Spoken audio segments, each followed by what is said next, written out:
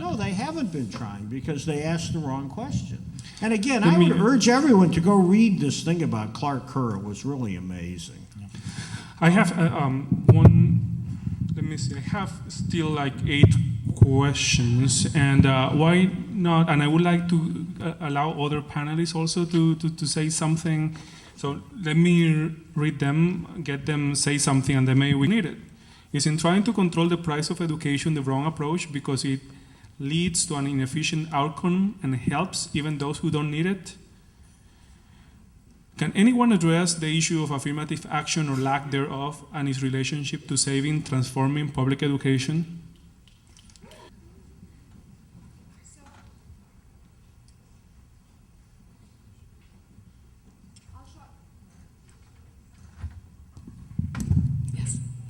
I'll be brief because I know we're running out of time. I do think that the fee increases impact many students. President Yudof has talked about how the Blue and Gold plan will hold and it will be expanded from 60,000 to 70,000, which is an admirable goal. But there are students who, in fact, will be quite directly threatened by the fee increases. Those, in fact, who come from families that are often labeled middle-class families, but that in the state of California are better understood as families of working poverty, where in fact these fee increases make an affordable education out of the question. I think that we are also saddled with the legacy of the cancellation of affirmative action. And as we talk about opportunity and access, particularly as we do so in the context of disadvantaged communities in a high school in Fresno, we really need to think about whether or not all Californians have had equal opportunity to attend the University of California. And this is why the embeddedness in the ecology of public education in California is so important. It's tempting for folks at Berkeley to say, well, let's save Berkeley and ditch the rest.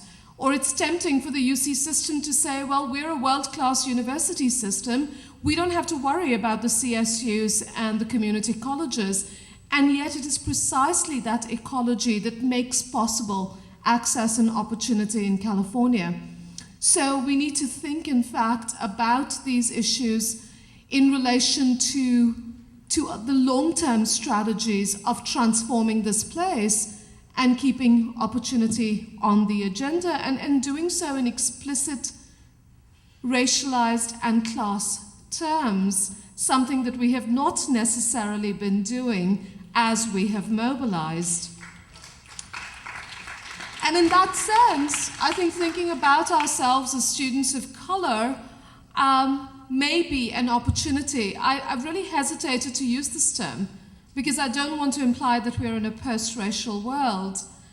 We're not all students of color, and yet how can we use this unfortunate opportunity of a generalized condition of marginality and vulnerability to not only forge new political strategies, but as you pointed out, Nelson, to think about particular sorts of knowledge production and the critical tools that they give us, or to quote Ariel, to think about how this is opening up new spaces of inquiry and mobilization in the university. That, for me, is the possibility of transforming this place, not only saving it.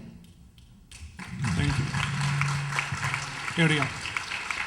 And if I might respond as well, I guess on a technical level, it's not just the squeezing of the middle class, but this is definitely the oh crud moment for a lot of middle class families, specifically white students, while it's always been an oh crud moment in terms of accessing higher education for students of color and for lower income families. So what we're seeing here is increased deterrence from even applying to college. If you see a tuition that's over $10,000, you think, okay, I can't afford that, why apply? Why would I even apply?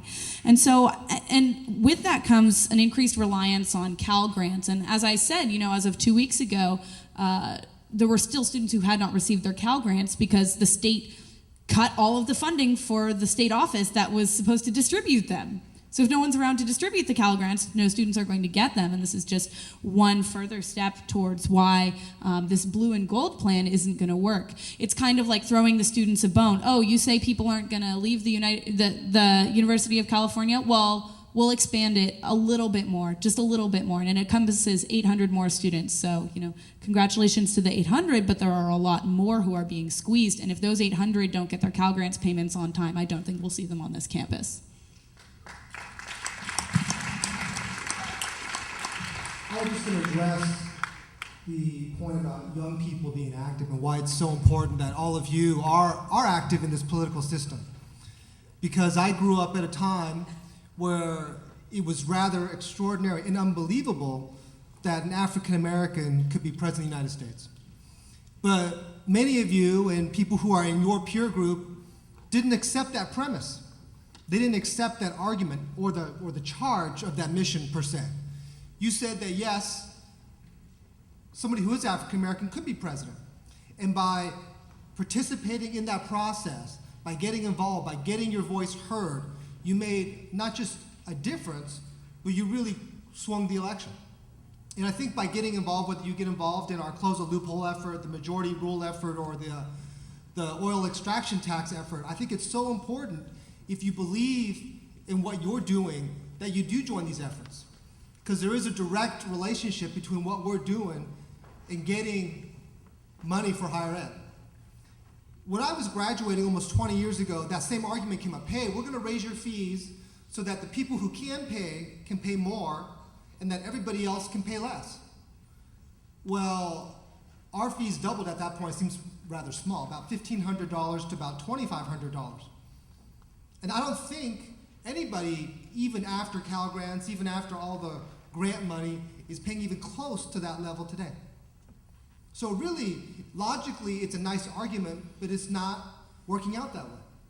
That if you look at the net cost to people, are you better off today than you were 20 years ago? Are you worse off? And most people are actually worse off.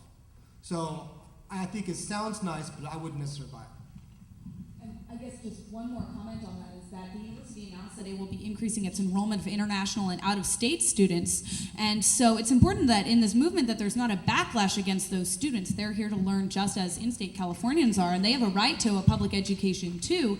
And the only reason that the university is boosting their enrollment is that the university doesn't intend for the blue and gold plan to cover those students. So, yeah, there you go.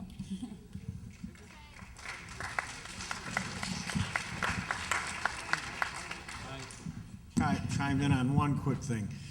When I heard this plan to increase the out-of-state enrollment at Berkeley, first of all, Chris Newfield, who succeeded me at the budget committee, figured out the economics, and they're not even going to make much money on it.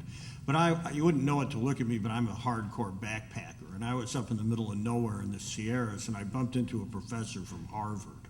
And I told him about this, and he said, "That's really funny. They're going to make Berkeley a rich kid's school." Yeah, really funny. There's one thing that I think needs to be said here. I keep hearing that the state, the legislature, the people of the state don't want to support public education, and that's not true. The majority do. The minority don't. The majority voted in a Democratic legislature that is perfectly happy to support all of those needs. And the other thing you hear is there just isn't money, as if it's a force of nature. There is money, and you know exactly where it's located. It's in the top 1%. The top 1% owns more assets than the bottom 95%.